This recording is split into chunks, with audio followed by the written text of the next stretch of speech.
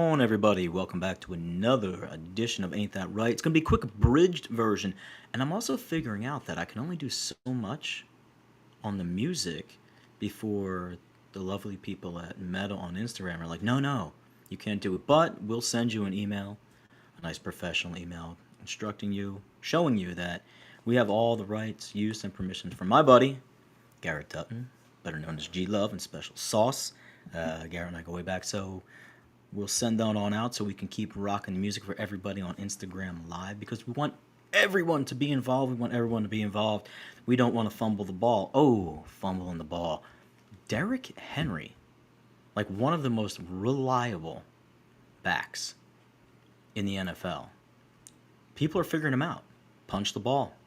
Start punching the ball. This isn't a knock on Henry, but 3 fumbles, 3 games. I mean, I know if you had him in fantasy, you're expecting to lock down games. You're expecting to run out the clock, make those extra yards. Shout out Aiden Hutchinson doing work up there. It's rocking our Detroit Motor City blue today because I lost a bet, I guess, to myself. Decided to wear the purple Raven color early on. A lot of friends of the program, former Raven players. Shout out to Evan Oglesby, Hall of Famer Ed Reed, DJ Ed Reed, Thurton Thomas, everybody down there in the Baltimore area. I guess it's birds of a feather. We flock together. My pick preseason was Eagles and the Ravens in the Super Bowl. However, things may be a changing. 1-2 now for the Ravens. They do have a matchup. I believe it's going into Kansas City. Correct me if I'm wrong in the chat. So you have two 1-2 teams squaring off this upcoming week. Pretty important matchup, right? You never know what you are going to get, and getting behind that 8 ball, especially within the conference this early in the season, that definitely will affect playoff implications going forward. And yes, it's Raven Chiefs 425. It's a CBS game of the week. Hopefully, my boy Kevin Harlan is making the call. We are enjoying the nice end of summer, beginning days of fall here in the Northeast. Sunny, 80 degrees, and what a better day to go watch baseball. So here in a little bit, we'll be packing up, heading down to Citizens Bank Park to see your 2025 National League East champion Philadelphia Phillies, which really doesn't matter, right? It does. It's nice that they won the division. That's great. But they got to get in the playoffs and make some noise. They can't, lay an egg. The whole fiasco with the Mets, the year before with Arizona. And speaking of the Mets are fighting still for their playoff lives. 6 games left for them, 6 games left for the Reds. And the Reds have a much easier road in, and their pitching staff seems to be coming together as well. You heard this earlier on K4 Wins on the Coastal Sports Digital Network. Cincinnati's pitching, right? Coming around. They've got the tiebreaker versus the Mets. It was the first time a day ago that the Mets were not in control or locked into the playoffs since like April the 5th. That is ridiculous. Ridiculous, right? Like this entire year they ran. We have breaking news coming across right now. Oklahoma State has fired head coach Mike Gundy. I'm a man. I'm 40. I'm a man. Great drop. Totally passionate. But when you get waxed after running your mouth and you're in the same state as Boomer Sooner, and they just seem to be running things right now, expect the hammer to fall. So first head coach here to get the axe, Mike Gundy. Shout out to Mike Gundy. He'll pick up a job as an analyst somewhere, take a year off, and probably show up somewhere, Mountain West Conference or whatever, rebuild his legacy. Maybe a little Lane Kiffin action, and maybe he'll slide on down to the sunny state of California. So Mike Gundy, he is out as the Oklahoma State Cowboy head coach. Shout out to the great Oklahoma State Cowboys of the past. Barry Sanders, looking at you. Everyone else, go ahead and jump on. NFL head coaches, who's on the hot seat? Who is on the hot seat? Zach Taylor? Maybe. Mike McDaniels? Definitely. Raheem Morris? Probably. I mean, 30-0 waxing from the Panthers? It goes back to a look at Lamar Hunt. Like, what the hell is going on? Like, what's going on out there? Come on, Atlanta. You build up to be this playoff caliber team. You got Bijan. You got Penix. You got Drake London. Got some good speeder wide receivers. What's happening? But the one name that resonates with everyone, especially here on the East Coast, Brian Dable. But ha ha ha, to quote the great Lee Corso, not so fast, my friends. Giants went and pulled a funny one. They've announced, per rap sheet, that Jackson Dart, yes, that Jackson Dart, is getting the nod. He will be your starting quarterback, New York Football Giants. And this was a move that was going to happen eventually. 0-3 start. You've seen him in some packages. He obviously is a little more explosive with the legs. There's going to be a learning curve with the passing game. He'll probably come out and look fairly well to begin. Then teams will adjust. He's a, cookie cutter prototypical quarterback. And I don't want to say he's built in the same way as like a Josh Allen, but there's a lot of comparison you can make to the appearance, the build, the running ability, the cannon of an arm. Pay attention. New York may have something. You got to keep them upright. You got to keep them upright. Got to keep them healthy. And just to sort of put a little bow on the sports from this past weekend, we have now seen 3 full weeks of NFL football. And I've always said by like week 4, you start breaking down now because we have 17 games, right? So you got to do the math quick, Duncan, blah, blah, blah. You have your 4 quarters of football, you throw in the extra week with the game. But after you get 25% after this weekend, you can sort of feel out where teams are going and what's happening. There's more injuries coming in, right? San Francisco, they're winning games, but they just get depleted every single week. I'm not a huge San Francisco fan. Have friends in the program that are San Francisco alumni. Fantastic. Love you guys. Wish you well. Just not against Philadelphia. Bosa, done for the year, going to have surgery. We always talk about like this preseason stuff, right? We always talk about, our priority practice principles, blah, blah, blah, right? Preparing for something and getting into it full speed takes a little warm-up time. Over the past couple of years, we've seen significant injuries to individuals. Oh, Duncan, that's just because, people are getting older. They're more susceptible to certain injuries. They're making, particular moves, cuts. Their bodies aren't adjusting, blah, blah, blah, blah, blah. Well, you had time to build up and build into something before you actually hit the ground running. Now, you're almost going from 0 to 60, 0 to 100 in some instances.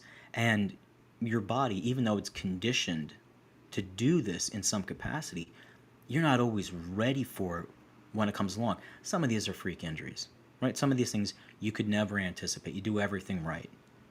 But there is something to be said about preparation and honing the skill and being tested in the fire in the crucible before you get to the battlefield.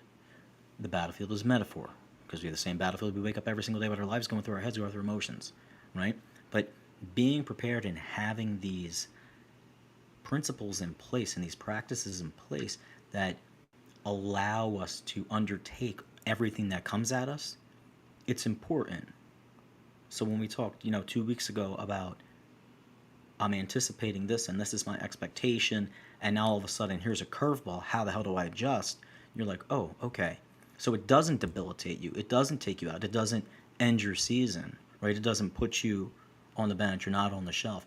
Like, being prepared for those things is essential. And there are different levels of essentiality and components that make that up. You should have something that if, God forbid, let's use that, you have to be out of work or you're injured. Okay, I can still make my bills. Or, hey, if something happened with my transport, SEPTA up their prices, train's not working today. Okay, what's my backup? I have that in place. I can quick shift. I don't want to, but hey, it's there. Overslept, didn't get into work on time, didn't get a text message. Oh, okay, what do I need to do? What do I need to adjust? Well, I'm prepared because I had already completed the assignment. I already set things in place so that if something like that were to come up, which isn't your first option, you just real quick grab it and boom, here it is. Hey, sorry about that, my fault. But being consistently prepared for these instances, to have that ounce of prevention to be your pound of cure when and if it comes up, super duper important, right? More breaking news as this comes. Got a shout out to Trevor Harris of WQAM Miami, also the Upper Bowl podcast. Be sure to check them out. Like, subscribe. Mike Evans, end of that game last week, tweaked a little hammy. He walked off. It is now being reported that Evans will be out a few weeks with the hamstring injury. Now, he dealt with this last year, and he was able to come back. Obviously, this calls into the question of, will he make his 1,000-yard season? Will it continue? More so, does come at a pretty good time for Tampa Bay because Chris Godwin is expected to be back, and Buka is playing his mind out. So, shouldn't be too much of a decline, but obviously losing Mike Evans is something you want to pay attention to if you are a Tampa Bay Bucks fan. 3-0, 3-0 Eagles coming into town. It's supposed to be warm, hot, humid, typical Southwest Florida weather.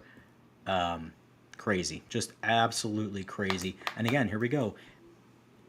Having a backup plan, taking the steps when you're not necessarily in action to set yourself up for success. Tampa was like, hey, we should draft this kid.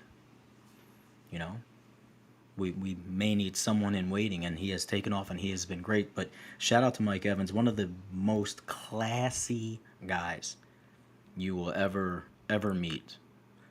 Does so much for his community, so much for Tampa Bay area. Like Mike Evans, he's like, I guess he's the Larry Fitzgerald, right, of our era of football, or the modern era of football. He's class dude. Wish him all the best, speedy recovery, and not gonna lie, um, you know, I'm a little more excited now than I was going into this game coming up.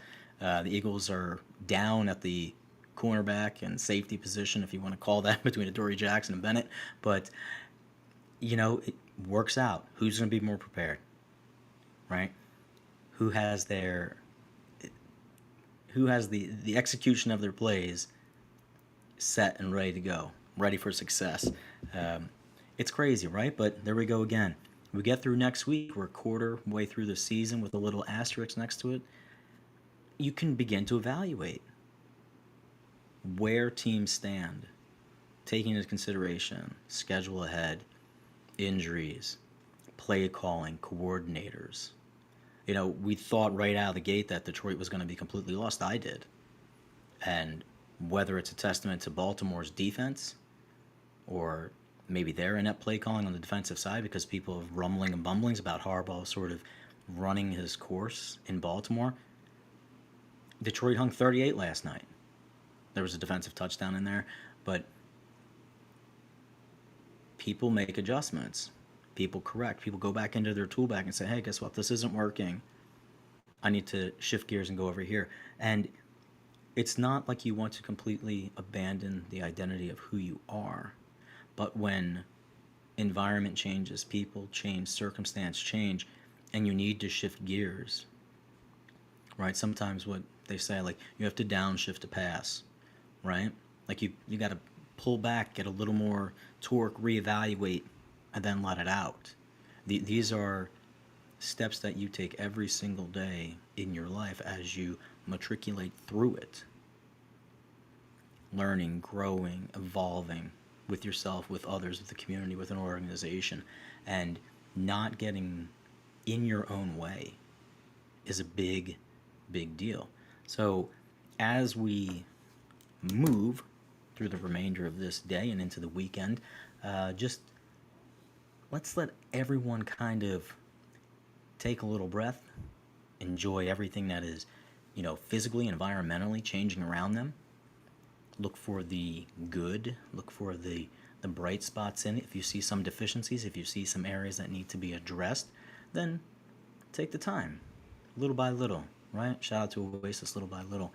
And you will eventually, with the proper plans in place, with your priority practices and disciplines in order, begin to overcome some of these things. And you'll also be able to celebrate and enjoy the good in a more enjoyable way. You just will. because there's a bit of gratitude and there's a bit of, you know, wonder and awe that still is there and still exists. So find it, enjoy it, even in the midst of the chaos, even if your team's 0-3, even if your team isn't making the baseball playoffs, even if your hockey team hasn't won a championship in 50 years, you know, find the love, find why you enjoy it, forge ahead. It's a great season coming up. Cool, crisp air, all the pumpkin spices. Pretty soon it'll be Halloween, then it'll be Thanksgiving time, then you have Christmas and Rosh Hashanah and LFD and Kwanzaa. Like, it's just all of this coming together as a culture, as a society, as a race, and let's bring the best version of you at that point into this season, right? Let's really work on that. Let's really aim for that goal. Everyone, please enjoy the rest of your day. I'll be back later on in the week, and go Phillies.